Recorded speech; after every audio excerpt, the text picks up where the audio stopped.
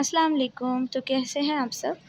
یقیناً امید کرتی ہوں کہ سب خیریت سے ہوں گے اور اپنے اپنے گھروں میں خوش رہ رہے ہوں گے۔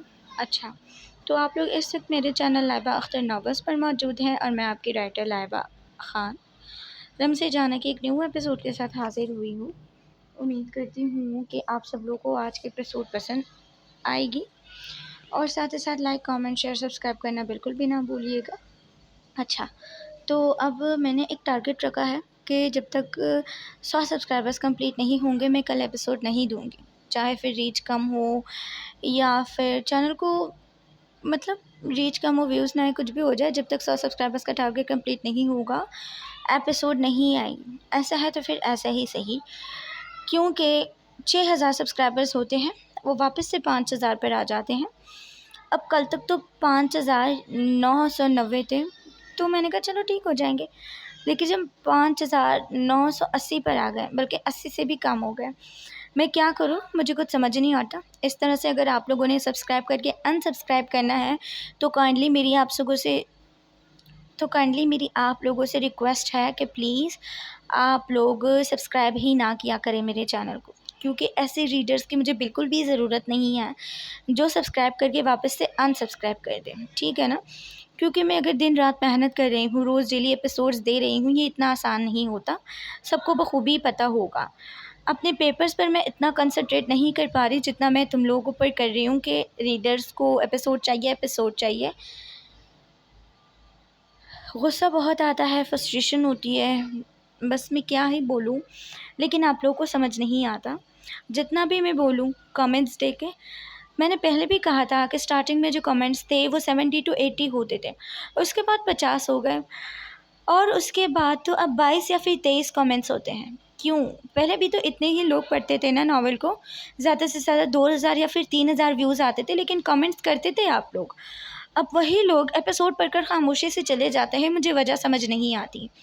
پہلے تو کمیونٹی پوسٹ لگا کر آپ لوگ کو جگانا پڑتا تھا کہ پلیز کامنٹس اور لائک اور چینل کو سبسکرائب کریں، لیکن اب تو کافی ٹائم سے میں نے ناراض ہو کر کمیونٹی پوسٹ لگانا بھی چھوڑ دی ہے اس بارے میں کہ لائک کرے، کامنٹ کرے، سبسکرائب کرے۔ نہیں اچھا لگتا یار، اگر آپ لوگوں کو رائٹر کی محنت نظر نہیں آتی تو پھر میں بس کیا ہی بولوں۔ بہت ساری باتیں ہیں کرنے کے لیے، لیکن ابھی اس وقت میں ٹائم ضائع نہیں کر سکتی، کیونکہ آلریڈی میں آج دوبارہ سے لیٹ ہوں۔ کالج میں بہت زیادہ سختیاں شروع ہو گئی ہیں، میں چھٹی نہیں کر سکتی کیونکہ 2 منتھس بعد ہمارے پیپر سٹارٹ ہونے والے ہیں۔ صبح کالج جاتی ہوں، وہاں سے آتی ہوں تھکی بھی ہوتی ہوں، تھوڑا سا ریسٹ کرتی ہوں، دین شام ہو جاتی ہے مجھے، اور ایپیسوڈ لکھتے لکھتے اس کے بعد پروف ریڈنگ، ایڈیٹنگ، اور اب دیکھیں کل میں 9 بجے وائس اوور سٹارٹ کر رہی تھی تو آج بھی کوئی خاصا فرق نہیں ہے، 9 بجنے ہی والے ہیں، آپ لوگ خود دیکھ سکتے ہیں۔ بس اگر آپ لوگوں کو میری محنت نظر نہیں آتی تو میں کیا ہی کر سکتی ہوں۔ 5 سے 6 گھنٹے ایک ہی پوزیشن میں بیٹھے رہنے کے بعد آپ لوگ مجھے بتائیے گا کہ درد ہوتا ہے کمر میں یا پھر نہیں، اس کے بعد بھی جب آپ لوگوں کو صلہ نہ ملے تو بتائیے گا۔ خیر، بہت ساری باتیں ہو گئی، مجھے پتہ ہے اثر پھر بھی خاموش ریڈرز کو بالکل بھی نہیں ہونا۔ ایپیسوڈ کی طرف چلتے ہیں۔ لمز جانا، ایپیسوڈ نمبر 63، اس قلم لائبہ خان۔ راکھا پاکستان کی سرزمین پر قدم رکھ چکا تھا۔ اب وہ تیز تیز قدم اٹھاتا ایئرپورٹ سے باہر نکل رہا تھا کہ اس کی ٹکر ایک بوڑھے ضعیف سے آدمی سے ہوئی تھی۔ اگر نظر نہیں آتا تو کیا ضرورت ہے اس عمر میں نکلنے کی؟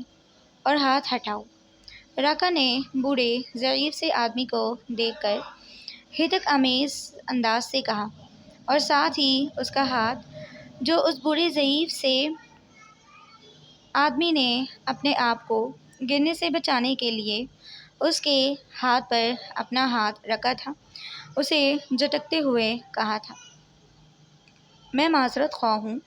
اس بوڑھے ضعیف آدمی نے معذرت کی اور وہاں سے چل دیا تھا۔ بہت زیادہ شور ہو رہا ہے کیونکہ یہاں پر لائٹ نہیں ہے، اور آپ لوگ کو پتہ ہوگا لائٹ نہیں ہوتی تو شور بہت کم سے کم شور بھی ہوتا ہے تو سنائی دیتا ہے، تو بس اب آپ لوگ ایڈجسٹ کر لیں پلیز۔ مشن کمپلیٹڈ سر۔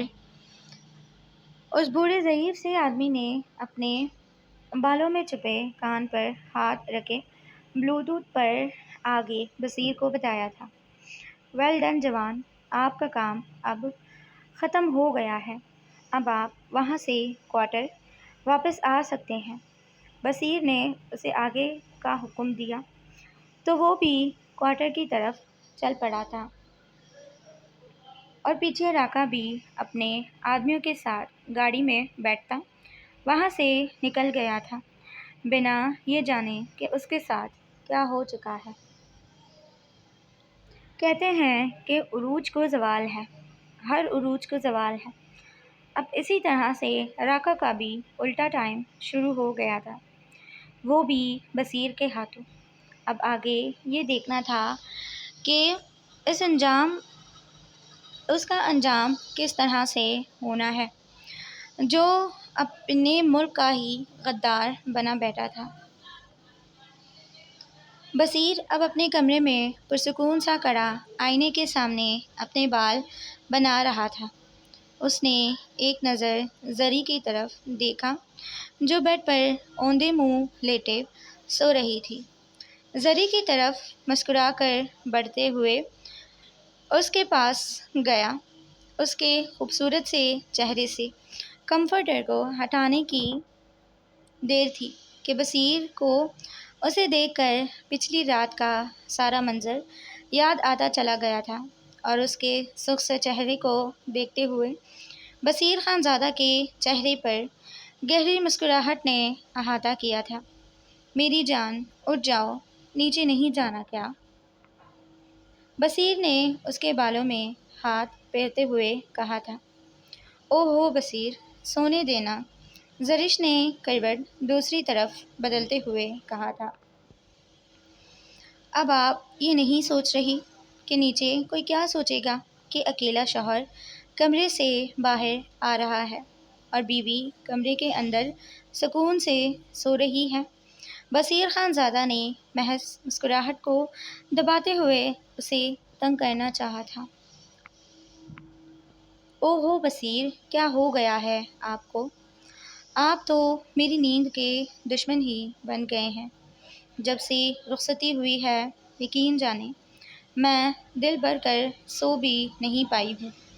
نہ ہی دن میں نیند پوری ہوتی ہے اور نہ ہی رات میں۔ آپ ہمیشہ میری جان پر قابض رہتے ہیں، کبھی تو چھوڑ جایا کریں۔ زرش نے نیند میں بڑبڑاتے ہوئے بصیر سے کہا تھا۔ ٹھیک ہے، میں چلا جاتا ہوں، پھر سوتی رہو۔ واپس میں رات بھر گھر ہی نہیں آؤں گا۔ بصیر نے اس کو دھمکی دیتے ہوئے چھوڑا اور وہ اٹھتا اس سے پہلے کہ کمرے سے باہر جاتا۔ زرش خان زادی بکھرے ہوئے حلیے میں اٹھی اور بیڈ سے ایک ہی جھٹکے میں جمپ مارتے وہ بصیر تک پہنچتے اس کے ہاتھ کو پکڑ کر روک چکی تھی۔ کیا ہوا جانم، اب آپ کو نیند نہیں آ رہی؟ بصیر نے نہایت ہی معصومیت سے پوچھا تھا۔ نہیں میرے سرتاج، جس کا آپ جیسا شوہر ہو اس لڑکی پر تو نیند ہی حرام ہے۔ رات میں بندہ آپ کی قربت سے سو نہیں پاتا اور صبح آپ کو اپنی بیوی کو اٹھا کر نیچے لے کر جانا ہوتا ہے سب کے پاس، تاکہ کوئی غلط نہ سوچے۔ زرش نے شدید تپے ہوئے انداز میں کہا تھا۔ اس کے انداز سے ہی لگ رہا تھا کہ جیسے وہ سامنے والے کو بس کھانے کے در پہ ہو۔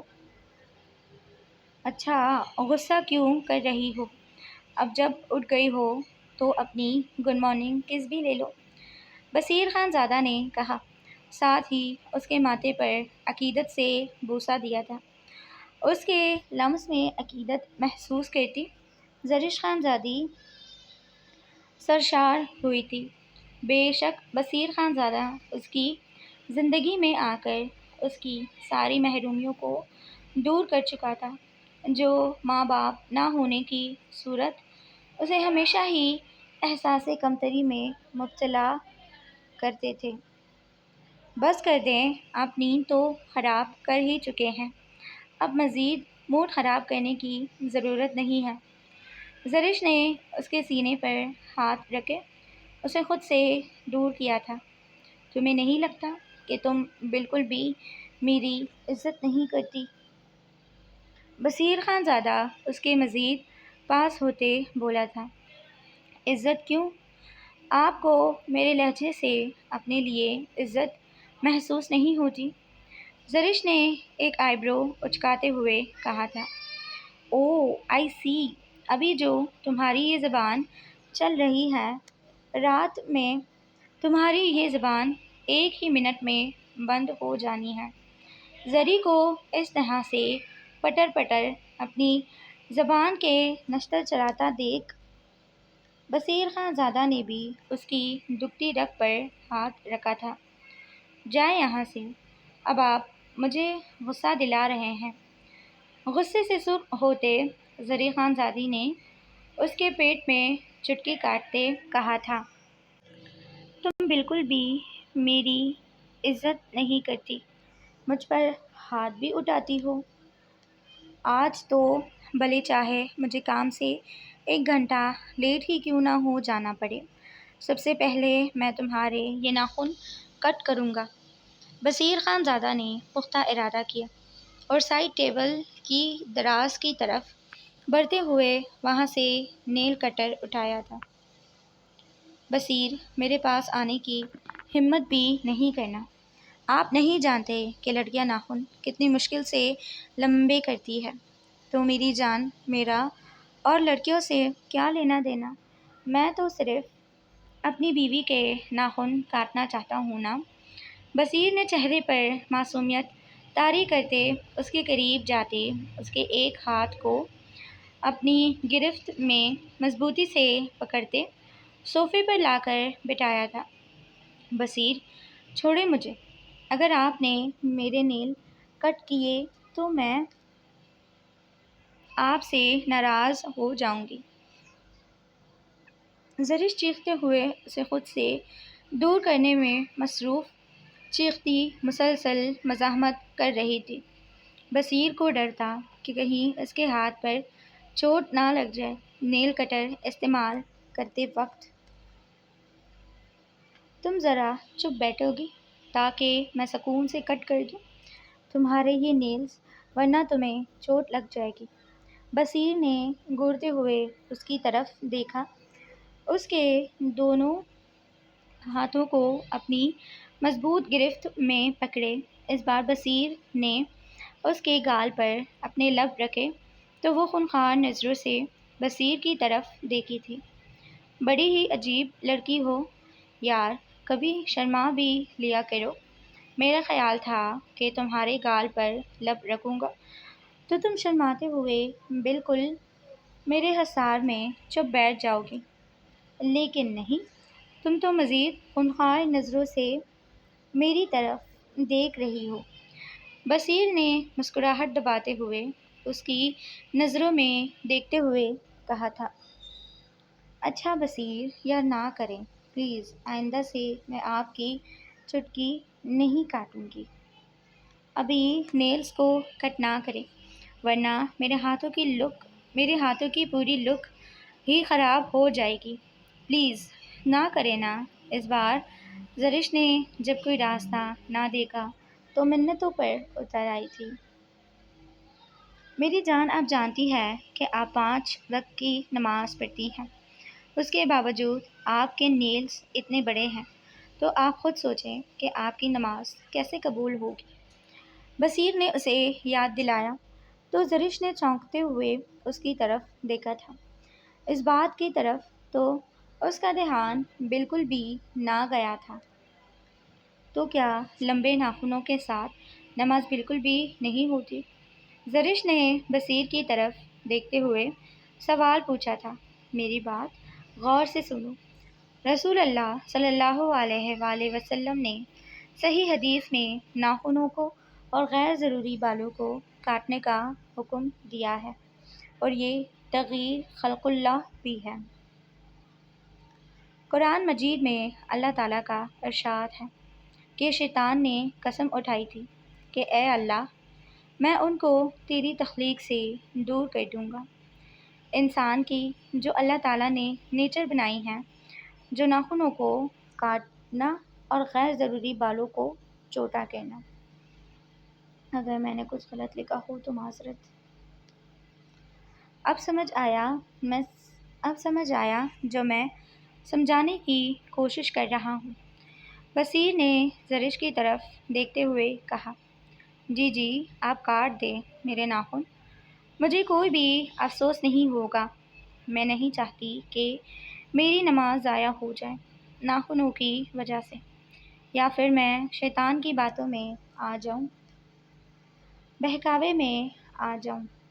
زرش نے بصیر کی طرف دیکھتے ہوئے کہا تو بصیر کے چہرے پر مسکراہٹ گہری ہوئی تھی۔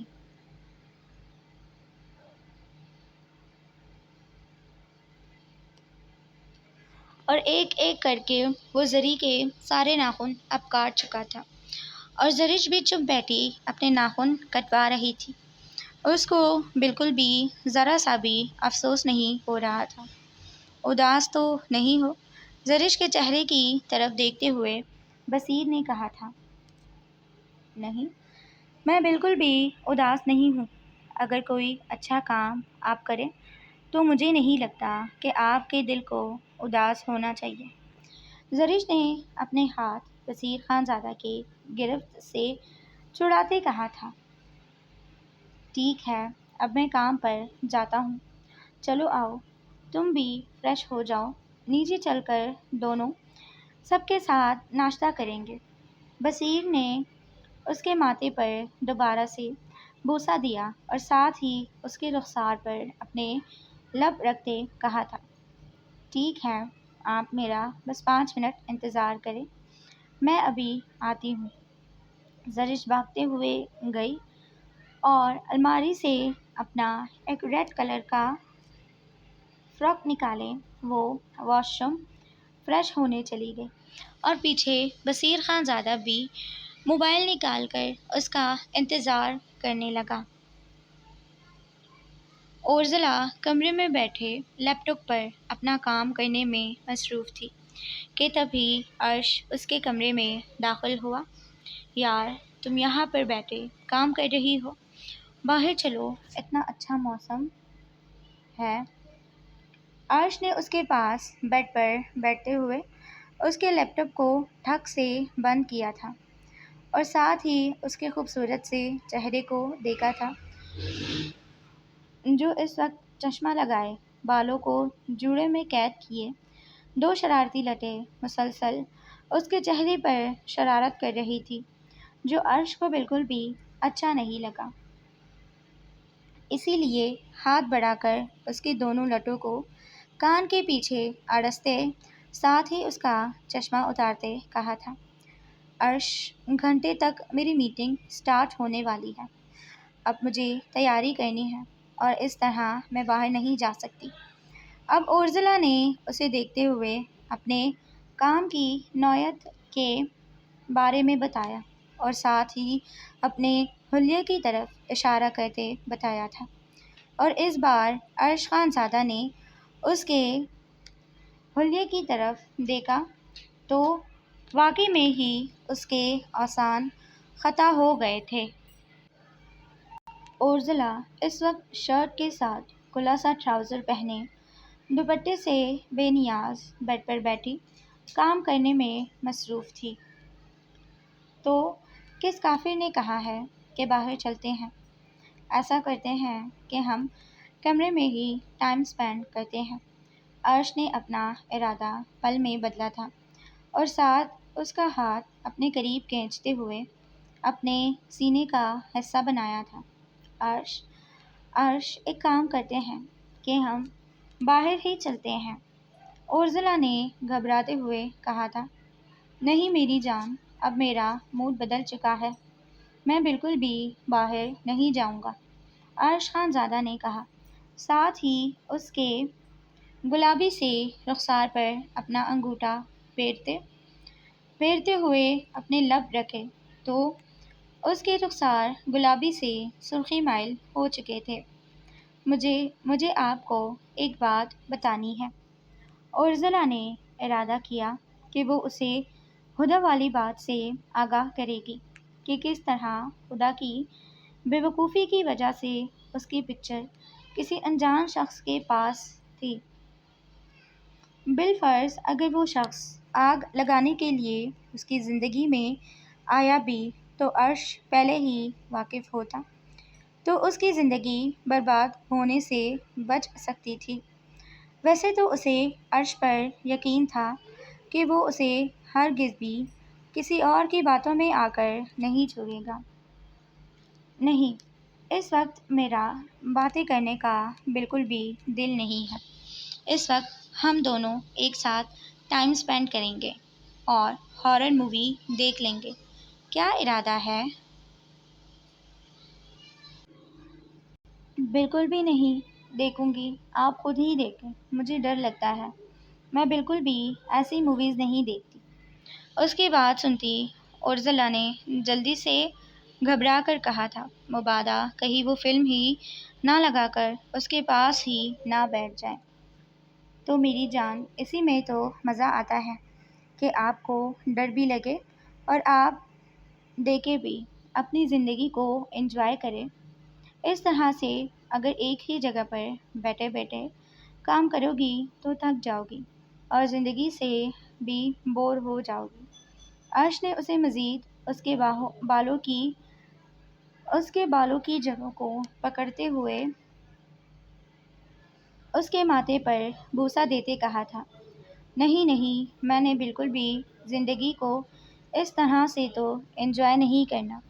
آپ چاہیں تو مجھے باہر لے کر جا سکتے ہیں، موسم اچھا ہے تو مجھے آئس کریم کھلانے لے کر چلیں۔ اورزلا نے جلدی سے بات کو بدلتے ہوئے کہا تھا، ورنہ اس وقت اس کا باہر جانے کا موڈ بالکل بھی نہیں تھا، لیکن ہارر مووی سے تو اچھا آپشن تھا کہ وہ باہر ہی چلی جاتی۔ یہ بھی اچھی بات ہے۔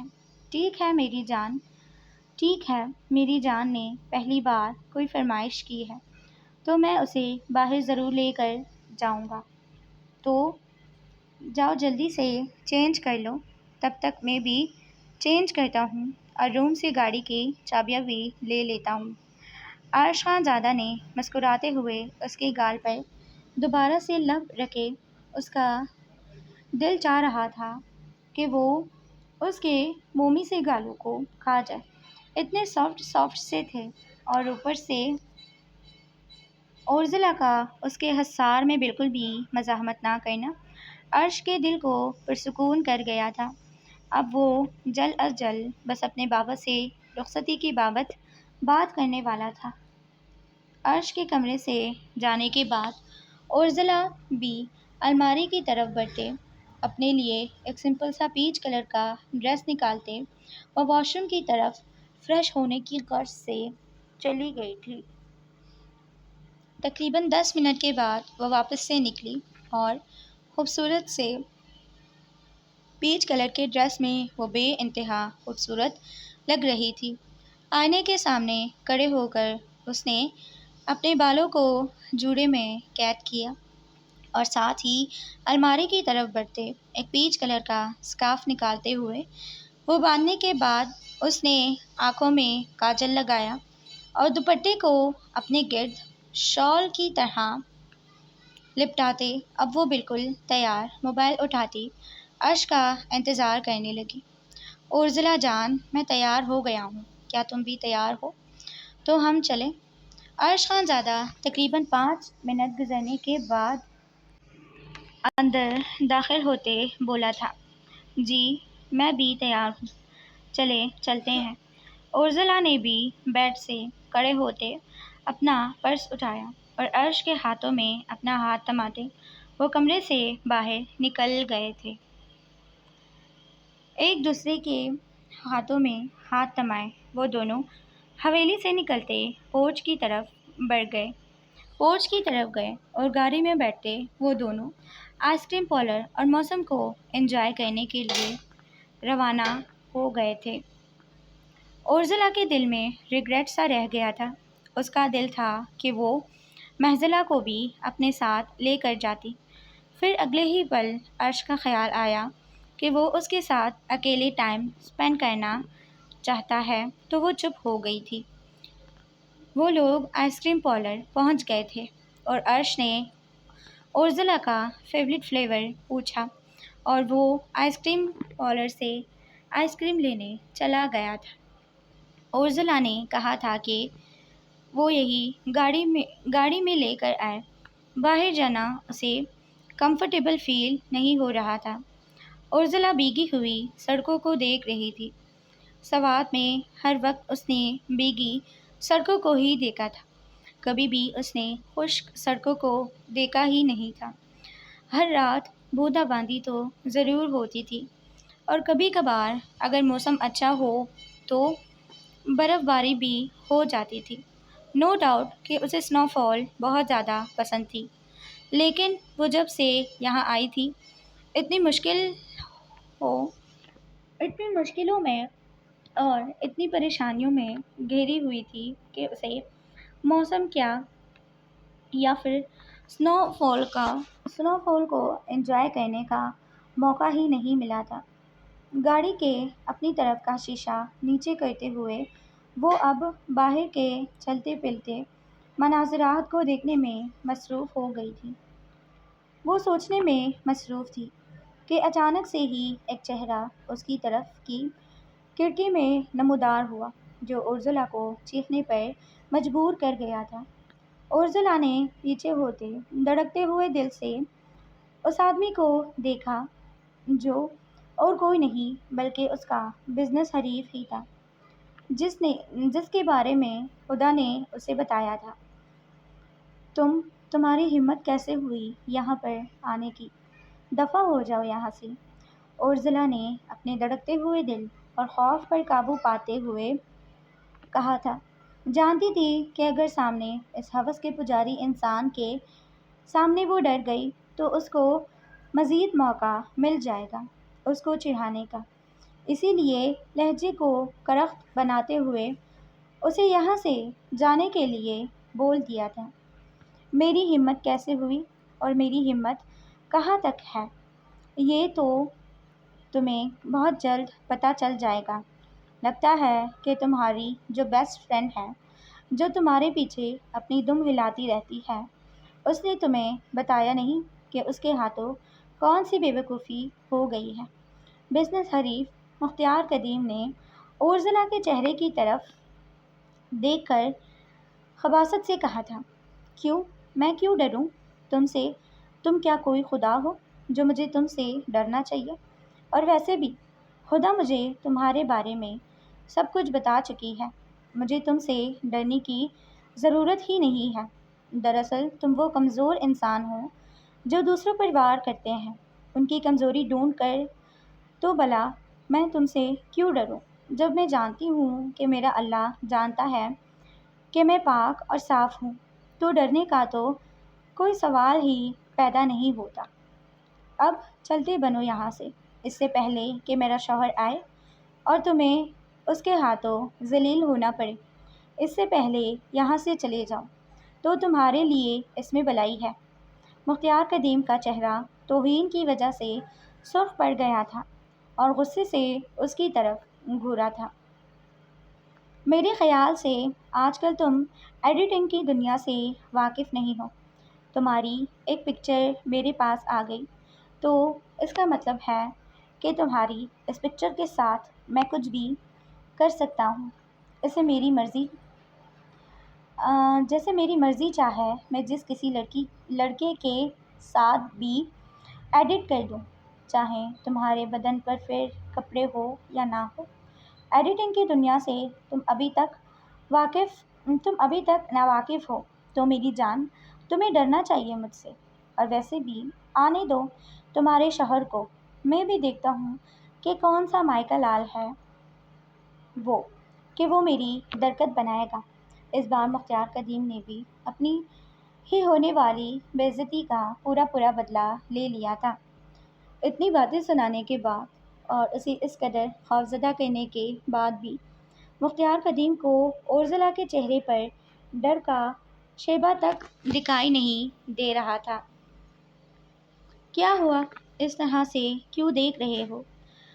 یہی دیکھ رہے ہو نا کہ تمہاری اتنی بکواس کرنے کے بعد بھی میں ڈر کیوں نہیں رہی تم سے؟ تو مجھے میرے اللہ پر بھروسہ ہے، میرا دامن پاک اور صاف ہے، اور میرے شوہر کو مجھ پر بھروسہ ہے۔ وہ ایسا مرد ہے ہی نہیں جو دوسروں کی باتوں میں آ گئے اپنی بیوی پر الزام لگائے یا پھر اس کی کردار کشی کرے۔ اس سے بہتر ہے کہ میرا شوہر یہاں آئے یا اس سے بہتر ہے کہ میرا شوہر یہاں پر آئے۔ تم یہاں سے چلے جاؤ، ورنہ تو بزنس کی دنیا میں تو میں تمہیں مائنس کر ہی چکی ہوں، کہیں حقیقی دنیا سے تمہیں میرا شوہر ہی مائنس نہ کر دے۔ اورزلا نے اس بار اس کے چہرے کی طرف دیکھتے ہوئے اپنی طرف کی گاڑی کا شیشہ اوپر کر دیا تھا۔ اپنی اتنی توہین اور بے عزتی کو برداشت کرتے ہوئے سرخ چہرے کے ساتھ مختار قدیم وہاں سے عرش کے آنے سے پہلے ہی چلا گیا تھا۔ اب اسے بہت کچھ بڑا کرنا تھا کہ عرش اورزلا کو چھوڑے نہیں، بلکہ یا تو اسے جان سے مار دے یا پھر اسے ڈائریکٹلی طلاق ہی دے دے، ورنہ تو اس کی نہ بیوی قابو میں آ رہی تھی اور نہ ہی اس کے شوہر کو بتانے کا موقع مل رہا تھا۔ مختار قدیم نے سوچا اور وہ لمبے لمبے ڈاک بھرتا اپنی گاڑی کی طرف چلا گیا تھا۔ اس کے جانے کے بعد عرش خان زادہ آئس کریم پارلر سے نکلتے اس کے ہاتھ میں ایک طرف 2 آئس کریم تھی تو دوسری طرف آئس کریم کا شاپر بھی بھرا ہوا تھا۔ شاید وہ گھر والوں کے لیے بھی آئس کریم خرید کر لے جانے والا تھا۔ اورزلا نے تو یہی اخذ کیا تھا، باقی تو اس کے آنے پر پتہ چلنا تھا۔ کیا ہوا؟ اتنی دیر کیوں لگ گئی؟ اورزلا نے عرش کی طرف دیکھتے ہوئے کہا تھا۔ یہ گھر والوں کے لیے بھی لی ہے، وہ لوگ بھی انجوائے کر لیں گے۔ عرش نے اورزلا کی طرف اس کی آئس کریم بڑھاتے کہا تھا تو اورزلا نے بھی ہاں میں سر ہلایا اور عرش بھی اپنی گاڑی سٹارٹ کرتا حویلی کی طرف روانہ ہو گیا تھا۔ جاری ہے۔ اگر 100 سبسکرائبرز کا ٹارگٹ کل تک کمپلیٹ نہیں ہوا تو بھول جائے کہ میں کل ایپیسوڈ دوں گی۔ ایسا ہے تو پھر ایسا ہی صحیح۔ اگر آپ لوگ میری بات نہیں مان رہے ہیں تو میں کیوں مانوں آپ لوگ کی بات؟ اچھا، یہیں پر ہوتا ہے ہماری آج کے ایپیسوڈ کا اینڈ۔ پھر ملتے ہیں نیکسٹ ایپیسوڈ میں۔ چینل کو سبسکرائب کر دیں، ویڈیو کو لائک کر دیں، کامنٹ سیکشن میں اپنے ریویوز دینا بالکل بھی نہ بھولیے گا۔ ملتے ہیں نیکسٹ ایپیسوڈ میں، تب تک کے لیے اپنا خیال رکھ لیجیے۔ اوکے، اللہ حافظ۔